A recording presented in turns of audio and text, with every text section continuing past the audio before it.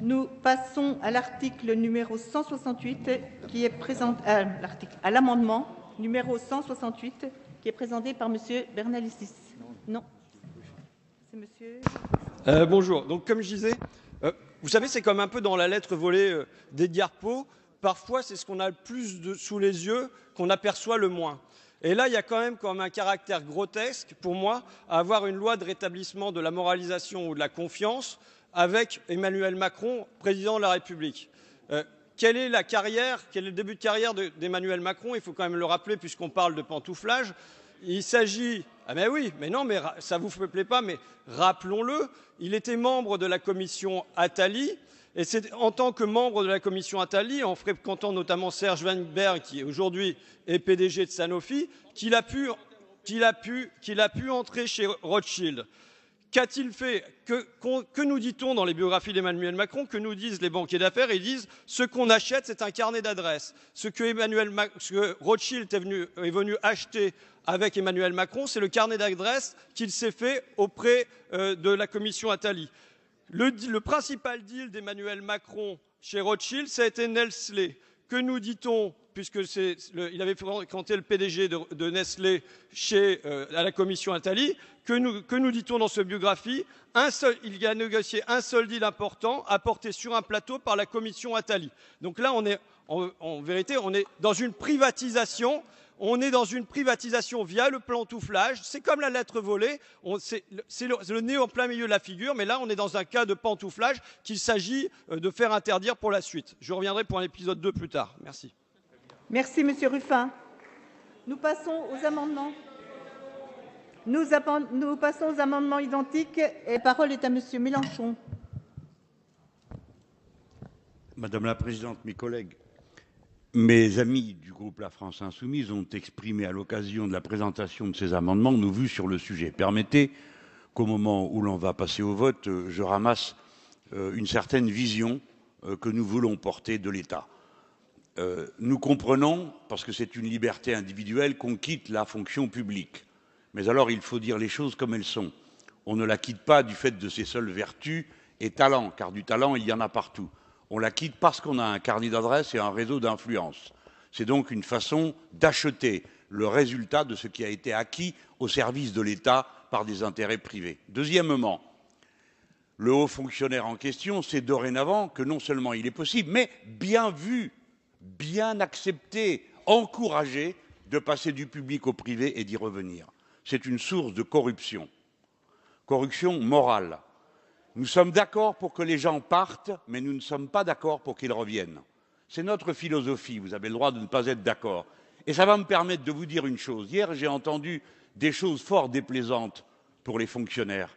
Alors, d'aucuns ici croient que les fonctionnaires, c'est un monde clos, fermé, de gens qui restent entre soi, pétrifiés, n'ont aucune idée sur le sujet, qui évolueraient et seulement l'air frais de ceux qui fréquentent les clients leur permettrait de comprendre la mentalité de l'usager. Il n'en est rien. Madame la ministre, vous fûtes rectrice et moi ministre. Et je me souviens qu'étant fonctionnaire, vous n'étiez pas quelqu'un de fermé. Tout au contraire, rectrice, vous étiez ouverte à toutes les innovations et vous les preniez en charge avec tout votre talent de fonctionnaire. Et les fonctionnaires, je me permets de le dire, ont construit l'État. Ils sont aujourd'hui ceux qui le portent sur leur dos. Et je demande qu'ici, on ait aussi une pensée pour la haute fonction publique en lui reconnaissant des vertus qu'elle acquiert par la pratique de son métier au service de l'État, qui est un endroit d'émulation, d'intelligence, de compréhension et de dévouement absolu. Que ceux qui veulent partir usent de la liberté constitutionnelle de s'en aller, mais qu'ils ne nous empoisonnent pas l'État en revenant. Merci, Monsieur Mélenchon. La parole est à Monsieur Le Fur. Monsieur Le Fur. Oui, merci Madame la Présidente. Oui, contre ces amendements. Effectivement, le débat avance et c'est clair. Et sur ce qui s'éclaire surtout, c'est la stratégie du gouvernement, puisque nous venons d'apprendre ce qui va se passer à la fin. On se demande bien pourquoi nous sommes réunis ici, pourquoi nous discutons, puisque le titre va être changé et tout va être réglé.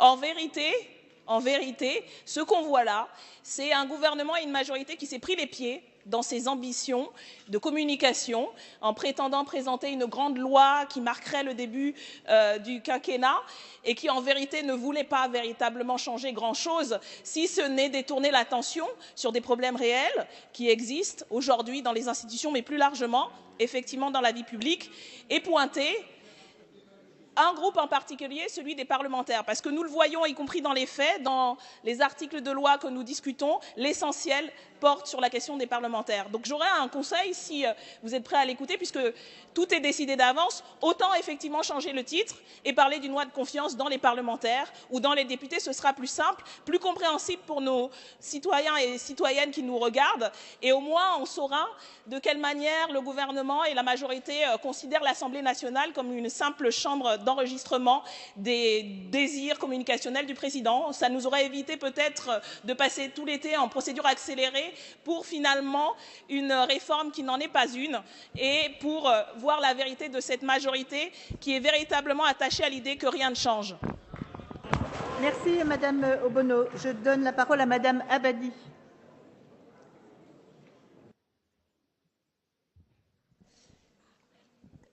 Monsieur Ruffin, tout à l'heure, vos mots ont, j'espère, dépassé votre pensée. D'autres extrêmes ont déjà utilisé ces arguments pendant la campagne.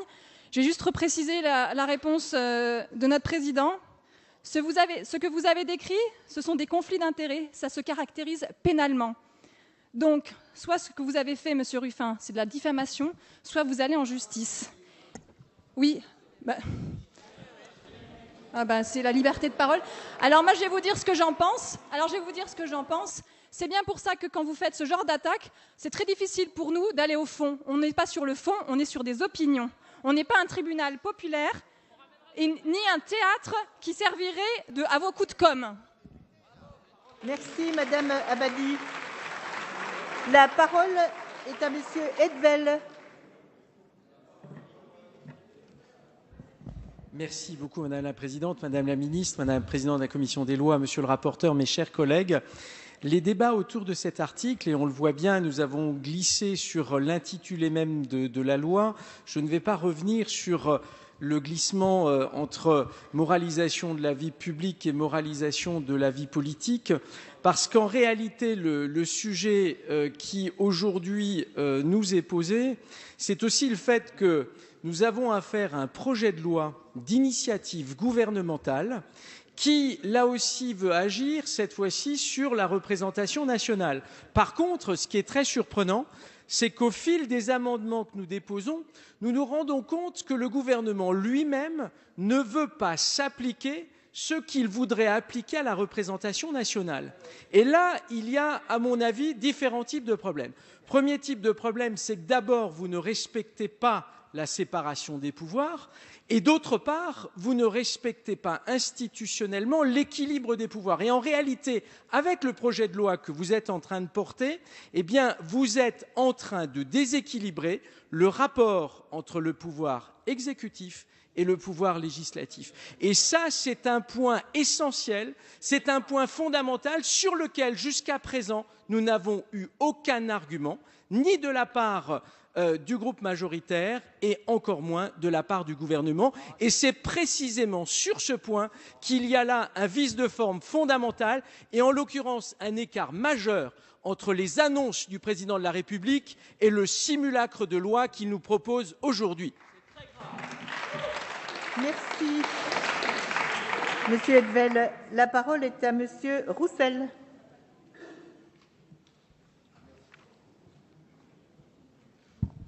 Oui, merci.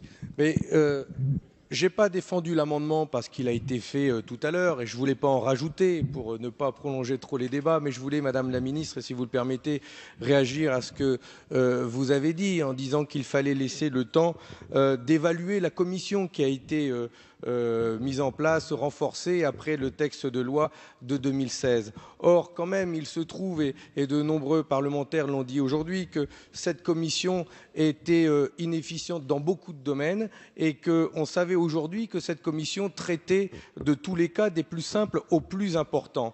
Vous dites aussi que nos interventions, nos amendements sont très généraux et que nos amendements sont très généraux. Ils ne sont pas très généraux. On parle des hauts fonctionnaires et des hauts fonctionnaires qui vont du public au privé.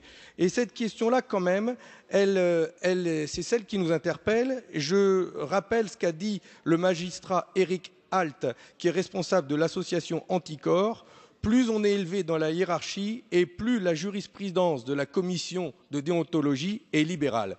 Et enfin, puisque on peut nous reprocher de mettre des noms, de rendre public des noms, ces noms, ils sont dans la presse et ils sont connus de ces cas de pantouflage contre lesquels nous devons nous prémunir. Et permettez-moi de citer, ça c'est paru dans Alternative économique, hein, c'est pas l'Humanité, Alternative économique, et qui avait publié cette lettre ouverte de 140 économistes et universitaires qui protestaient contre la nomination de François Villeroy de Galhau à la tête de la Banque de France, et qui disait « Il est totalement illusoire d'affirmer qu'on peut avoir servi l'industrie bancaire, puis quelques mois plus tard en assurer le contrôle avec impartialité et toute indépendance. »